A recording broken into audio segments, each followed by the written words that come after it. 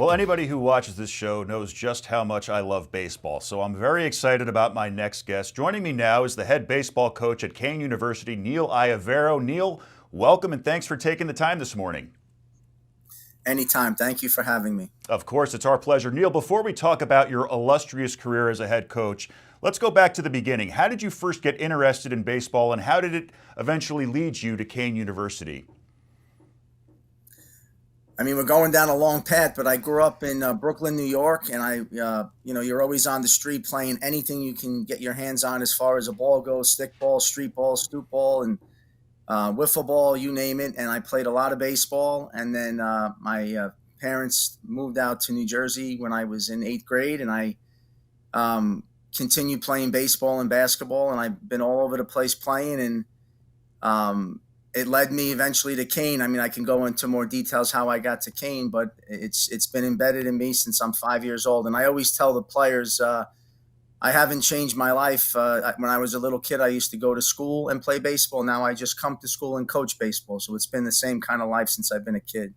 That's fantastic. Now, talk about some of the key players heading into the 2025 season, as well as how different the roster looks from last year.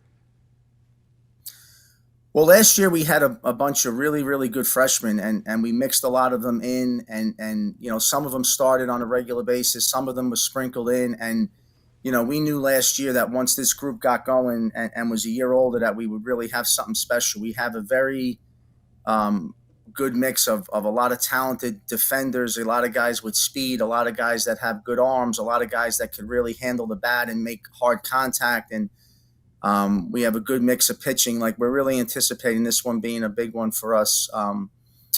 So there's some key players. I think our shortstop, Dominic Messino, is outstanding on the defensive end. I think he's as good as you get on the defense. And we're going to have a second baseman, Nick Solari, that's going to play the middle with him at second. And those two are going to, just be really, really fast. It's going to be hard to get the ball through the infield. Our corner guys are Gold Glove caliber corner guys, and so our defense is by far a very big strong point for us.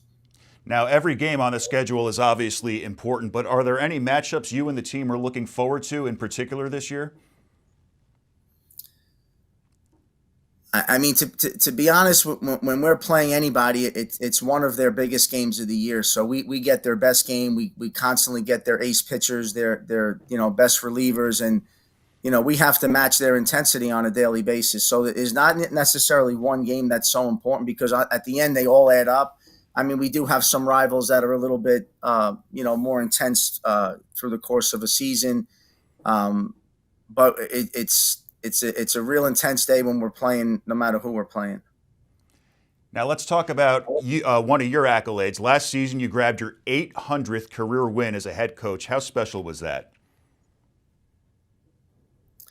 I mean, obviously, it shows there's been some consistency, and you've had a lot of good players along the way. If you really know me, I don't really enjoy talking about myself. I'd much rather talk about other people. It's nice to be part of all of those wins and see so many kids come through. And like I always tell the players or the new coaches we may have, my fun is watching them experience things that that maybe I've experienced already, but it's just that's the fun is watching them go through it again and again. But it was nice. It was something. We always say, you get 800, you want 801. You get 801, you want 802. It's just another game at that point. The chase never ends. Now, the game of baseball has changed a lot since you first started coaching. How has the game changed at the college level, and what were the biggest adjustments you've had to make as a coach? I mean, my answer might not be very generic, and you may not like what I have to say in terms of where I think the game is going. I think obviously the analytics of the game are important. I think it tells a little bit of a story, but I think you have to have a feel of what's going on, and that comes with experience. And sometimes the numbers don't tell a great tale. And I think what's going on today is a lot of people may have this information, but the information doesn't mean much unless the player understands what that information is and how to make him better at that moment. And sometimes that becomes information overload. I think a lot of coaches throw the data and all this information at kids, and it clouds their judgment. I always say I want them playing free and clear. So like it's important that I know the information, and when it's time to relay it, maybe relay it. But we don't really want to inundate them with numbers and different things, to keep them playing free and clear. And I just think the art of the coaching has gone away. For me personally, I enjoy being able to see things with my eyes, like on the fly at the moment, what's going on, how do we make this correction, not waiting till the game is over and having to go to the video and look at the video and study it.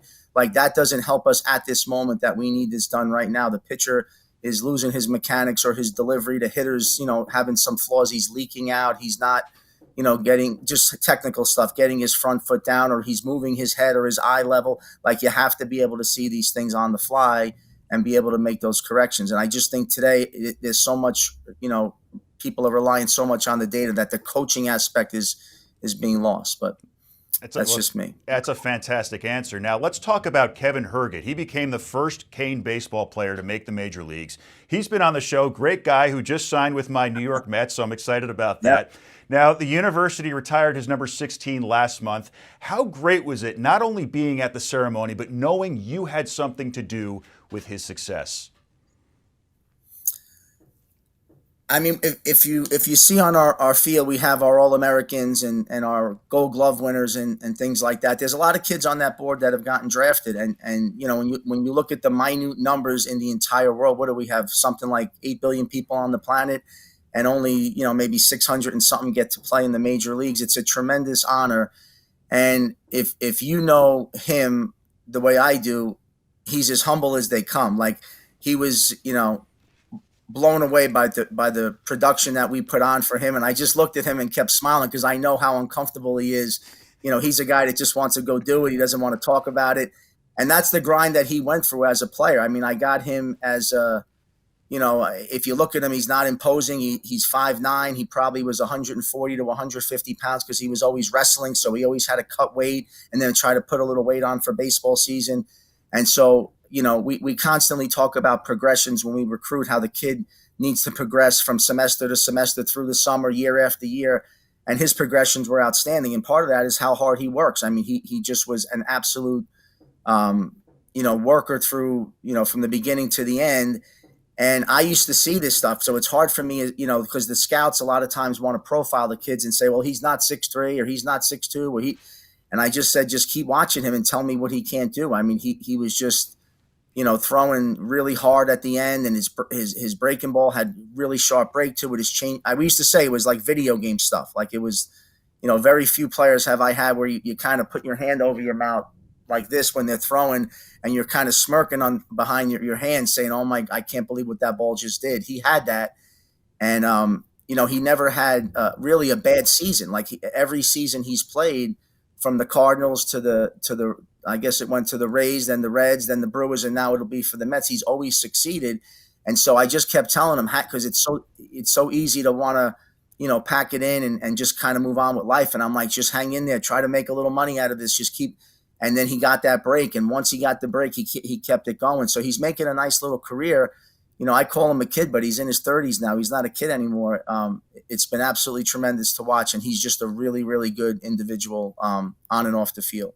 It's a fantastic story. Now, lastly, Neil, I ask this question to every Kean coach I've interviewed. You teach them to be better athletes while they're in their uniforms. How do you teach them to be better people for the real world? I mean, what people don't realize is you're always learning something in athletics. You're learning teamwork. You're learning how to take instruction. Not worry about yourself. Worry about your teammates. Have team chemistry. What it means to be part of something.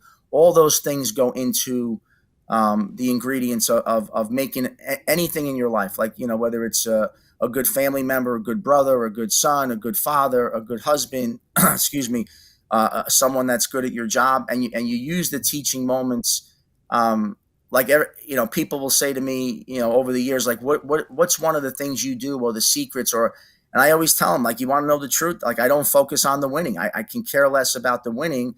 I focus on the whole process that leads up to everything. And we have a saying, like, if anything's important, then everything's important. You can't pick and choose what's important today. So on our field, if the kid is drinking out of a paper cup and it's on the ground, like I'll walk over and I'll just pick the cup up and I'll just say, I got this, no problem. I want him to look and say, well, what I want them paying attention, because I played for some really good people who led by example. I really believe that, like, me at the top has to lead, and I can't just be barking out orders. I got to be in the trenches with them. So I try to be a regular myself guy on a daily basis, and I think they appreciate that. It shows a truism and a realism, and I'm constantly, invested in what they're doing. And it doesn't really matter about the wins, because if you get a group of people going in the same direction, believing in the same things, sacrificing the same way, and you coach them and you teach them and you work at it, honestly, the winning takes care of itself at that point. So it's all the little things that, go into that, and, the winning part. And I think teaching them that on a daily basis, constantly, I bring them in before and after practice. I give them little things to think about. And, I think earlier in the fall, I said, can you guys tell me the difference between empathy and sympathy? And like, you look, it's shocking sometimes. You can't get answers. They don't know. And I start teaching about the difference. And I love the moments like that, where it's not X's and O's and winning and losing. It's getting them to just think in a certain way and be part of something that's bigger than themselves. And that's where the real winning takes place. Neil, thanks so much for coming on, and best of luck this season. Really a pleasure.